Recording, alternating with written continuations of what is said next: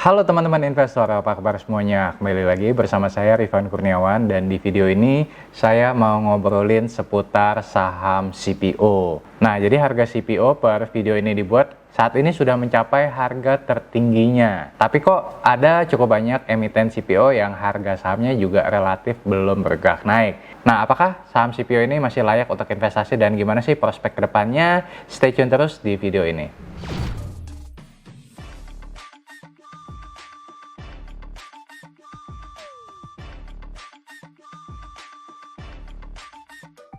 Oh ya teman-teman, mau ingetin nih, jadi saya dan teman-teman di RKTM juga ada layanan yaitu e-book Quarter Outlook.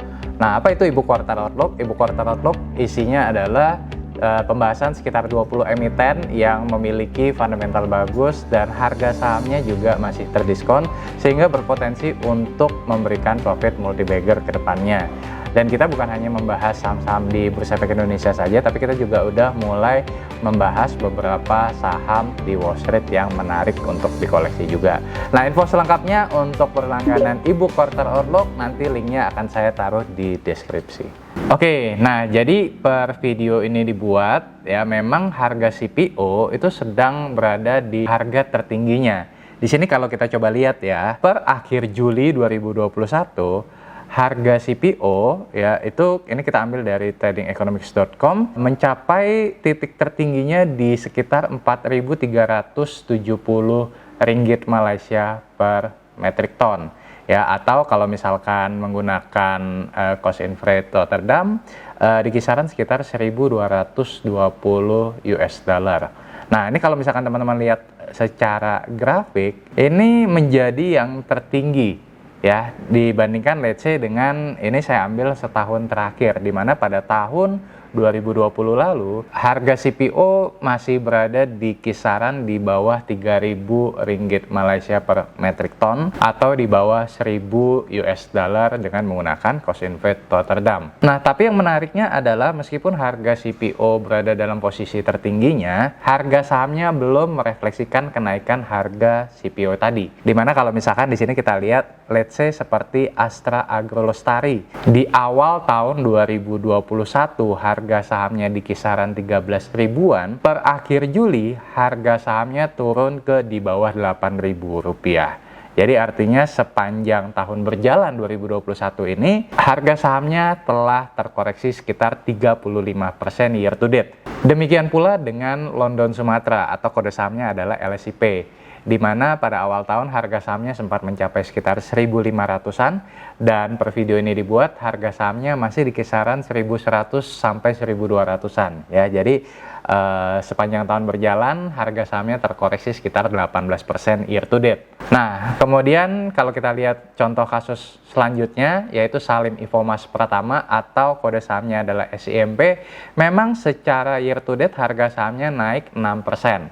Tapi kalau dibandingkan dengan harga saham yang sempat hampir mencapai Rp600 pada bulan Mei 2021 kemarin, harga saham saat ini ya di kisaran sekitar 430 sampai 440-an, jelas harga sahamnya masih di bawah harga di bulan Mei kemarin. Kemudian TBLA juga sama, yang sempat mencapai 1.100-an pada awal tahun. Per video ini dibuat harga sahamnya berada di 800-an atau terkoreksi sekitar 14% year to date. Nah, jadi terlihat di sini kondisinya mirip-mirip dengan sektor coal ya, dimana sektor coal belum lama ini kita juga sudah sempat bahas, dan kalau kamu belum nonton video pembahasan kita tentang sektor coal, kamu juga bisa tonton nanti videonya, linknya nanti saya taruh di deskripsi di bawah. Balik lagi ke sektor CPO. Nah, sebenarnya gimana sih kondisi sektor CPO sekarang, dan apakah masih layak untuk investasi ke depan, dan prospeknya akan seperti apa ke depannya? Nah, ini saya coba ambil datanya adalah dari Gapki. Gapki sendiri adalah Gabungan Pengusaha Kelapa Sawit Indonesia. Data dari Gapki ini memang baru sampai year to date Mei 2021 ya, jadi agak lagging sekitar 2 bulan ke belakang. Tapi setidaknya kita bisa dapat gambaran lah mengenai situasi sektor CPO ini seperti apa secara nasional. Ya, jadi kalau teman-teman perhatikan dari data Gapki ini terlihat bahwa jumlah stok turun dari di akhir 2020, kalau teman-teman lihat di situ adalah sekitar 4,8 juta ton, dan per akhir Mei 2021 ini posisi stok ada di kisaran 2,9 juta ton. Ya, jadi kalau dihitung secara persentase, stoknya ini turun sekitar 40% year to date. Nah, turun ke bawah lagi itu ada konsumsi. Ya, jadi dari konsumsi lokalnya sendiri sampai dengan bulan Mei 2020 kan di kisaran sekitar 7,3 juta ton ya. Dan sampai dengan bulan Mei 2021 itu sekitar 7,8 juta ton. Nah, jadi kalau dihitung secara persentase, ya memang ada kenaikan. Kenaikan itu kurang lebih sekitar 7,2%. Dan di luar konsumsi lokal ada juga konsumsi ekspor nih. Nah, konsumsi ekspornya itu meningkat kalau di tahun lalu sampai dengan bulan Mei 2020 itu ada di kisaran sekitar 12,7 juta ton. Sampai dengan Mei 2021 tahun ini itu di kisaran sekitar 13,7 juta ton. Jadi kalau di persentase kurang lebih ekspor juga meningkat 7,9%. Nah, dari sini kita bisa lihat bahwa memang secara demand baik lokal maupun ekspor memang ada pertumbuhan ya, kisarannya tadi di 7-8%. Nah, tapi kalau dibandingkan dengan stok yang turun 40%, maka sebenarnya bisa dikatakan kenaikan harga yang terjadi saat ini lebih disebabkan karena stok akhir yang menurun. Nah, mungkin teman-teman bertanya, kok bisa demand meningkat 7%, tapi stoknya bisa turun sampai dengan 40%? Nah, salah satu hal yang menjelaskan kenapa kok bisa stoknya ini turun cukup signifikan, salah satu penjelasannya adalah karena PPKM ya, atau pemberlakuan pembatasan kegiatan masyarakat yang diberlakukan di Indonesia. Dan bukan cuma di Indonesia, Malaysia sebagai penghasil CPO terbesar juga sedang mengalami hal yang sama. Cuma kalau di kita disebutnya PPKM, kalau di Malaysia disebutnya adalah PKPP atau Perintah Kawalan Pergerakan Pemulihan. Ya, jadi samalah antara PPKM dengan PKPP. Yang teman-teman bisa lihat di sini bahwa angka penyebaran COVID-19 baik di Indonesia dan Malaysia saat ini sama-sama sedang meninggi.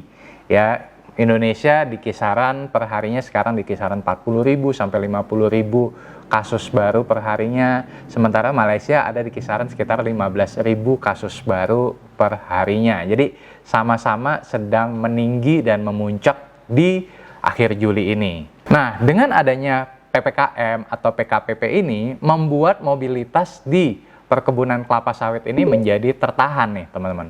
Ya, dengan mobilitas yang tertahan tadi, secara tidak langsung ini juga akan mengganggu proses panen. Nah, jadi yang semestinya sudah masuk ke musim panen, karena mobilitasnya tadi terbatas, maka suplai CPO tadi ya relatif terbatas.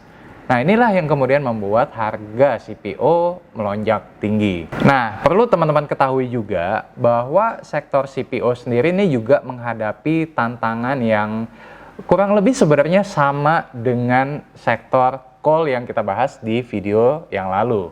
Nah, kalau teman-teman sudah nonton video coal yang lalu, di situ saya menyebutkan salah satu faktornya adalah ESG issue atau Environmental, Social, and Governance issue. Nah, jadi kalau di coal kemarin kita bahas, coal dianggap mencemarkan polusi udara segala macam. Nah, kelapa sawit atau CPO ini juga sama. Industri kelapa sawit itu memang sudah cukup lama beberapa tahun belakangan ini menghadapi black campaign dari Uni Eropa.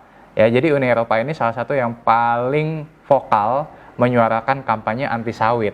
Nah, jadi Uni Eropa ini bilang bahwa emisi kelapa sawit di Indonesia itu mencapai 90 ton karbon dioksida.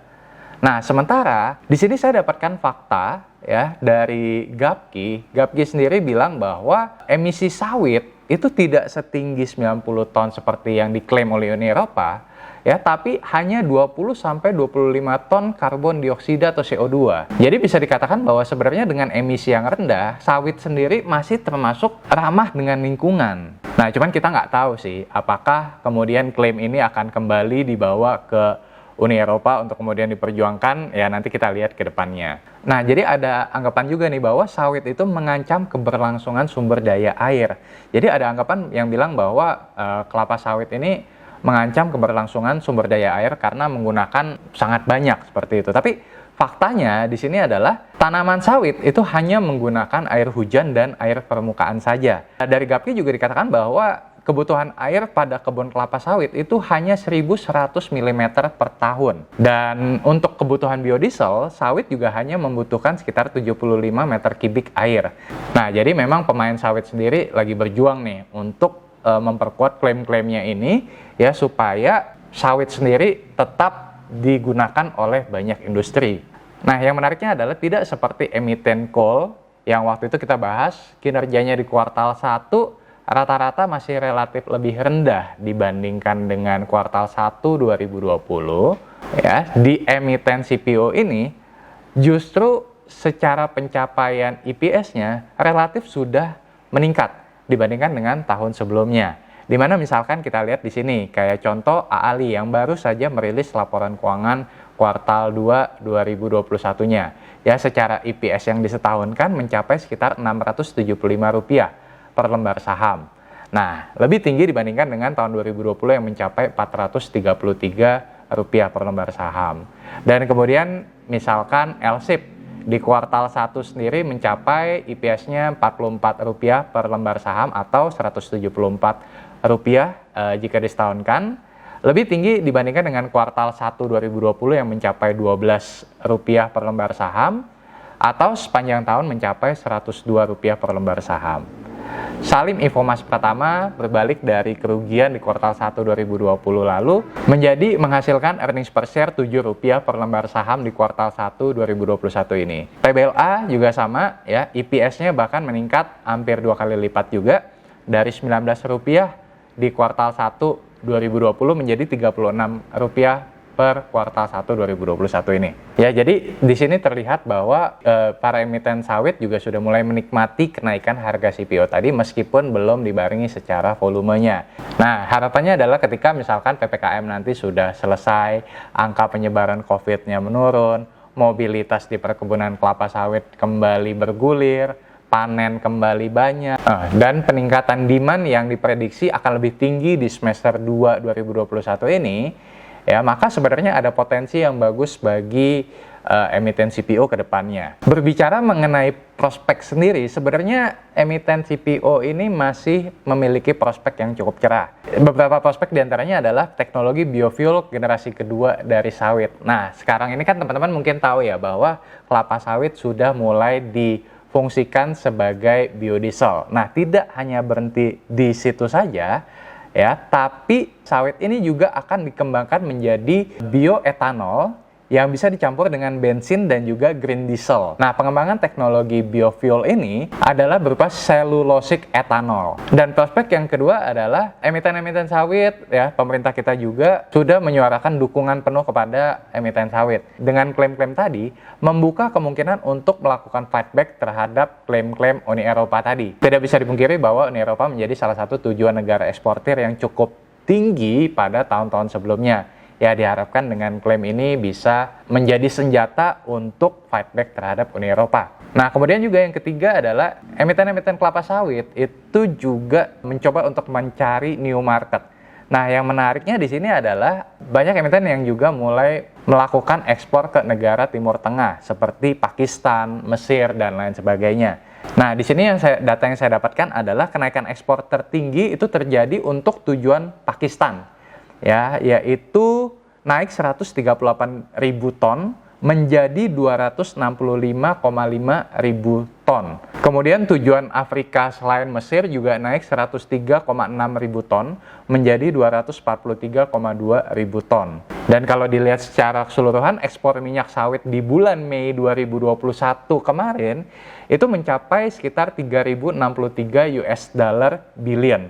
Dan ini merupakan rekor tertinggi sepanjang sejarah. Dan di bulan Mei 2021 kemarin, ekspor minyak sawit di bulan Mei 2021 saja memecahkan rekor ekspor tertinggi sepanjang sejarah. Ya, hal ini juga dikarenakan harga yang sangat tinggi yang tadi disebutkan mencapai di atas 1.200 US dollar per ton untuk cost Rotterdam. Ya, volumenya itu mencapai hampir 3 juta ton dan sampai dengan akhir tahun 2021 ini diperkirakan jumlah ekspor akan mencapai sekitar 35 juta ton. Oke, itu tadi pembahasan mengenai situasi saat ini tentang sektor CPO dan juga prospek kedepannya seperti apa. Nah, kalau saya pribadi percaya bahwa sektor CPO ini juga termasuk sektor yang berpotensi untuk bangkit ke depannya.